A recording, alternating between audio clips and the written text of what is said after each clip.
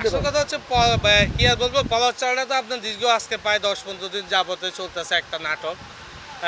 এক শ্রেণীর লোক বলতেছে নাকি পলাশ চালটা এখন বর্তমানে আমদানি উৎপাদন কম, কিন্তু বাংলাদেশের খাদ্য অনুযায়ী বাংলাদেশের চিনি গুঁড়ার উৎপাদনটা বেশি। আর কিছু কিছু কোম্পানির ক্ষেত্রে বলা হচ্ছে নাকি যে এখন চিনি গুঁড়াটা না বাইরে রপ্তানি হচ্ছে। বাইরে আপনার 1 কেজি চিনি গুঁড়ার দাম পায় 4 থেকে 5 থেকে $6 করে বিক্রি করা হচ্ছে, যা বাংলাদেশের টাকা পায় অনেক টাকা। যার কারণে নাকি বাংলাদেশের আপনাদের মানে যারা বর্তমানে ইম্পোর্টার আছে তারাই নাকি পলাশ চালের উপর একটা প্রভাব দিচ্ছে, এমনকি বাংলাদেশের থেকে চিনি গুঁড়া চালটা আপনার বাইরে রপ্তানি হচ্ছে। কিন্তু এটা মূলত হচ্ছে যে দেশের মানুষের আগে দেশের চাহিদা মিটায়, তারপর না বাইরে রপ্তানি করবে। দেশের সংকট সৃষ্টির মধ্যে গিয়ে উঠে গেছে। আর চিনির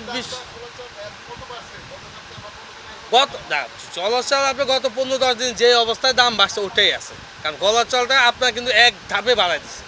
আপনার যে পলাশ চালটা খোলা প্যাকেট পলাশ চালটা ছিল 150 থেকে 160 টাকা, ওটা নিয়ে দাঁড় করাইছে আপনার 230 টাকার মধ্যে, যা মানে একদম 1 কেজিতে 50-60 টাকার উপরে। আর খোলা পলাশ চালটা যে চালটা ছিল 100 থেকে 120 টাকা, ওটা এখন 160 থেকে 180 টাকা এই পর্যায়ে চলে গেছে। শ্রেণীবাগ হিসাব করে কিছু কিছু পলাশ চাল এবং কিছু কিছু পলাশ চালের দাম 50-60, মানে শ্রেণীবাগ বা পলাশ ধরন অনুযায়ী, চাউলের ধরন অনুযায়ী কিছু কিছু দাম বাড়ছে। এটা আমরা 1-1.5 মাসের ভিতরে এরকম ঘটনাটা করছে। জি, 1-1.5 মাসের মধ্যে এই অবস্থাটা সৃষ্টি হয়েছে। আর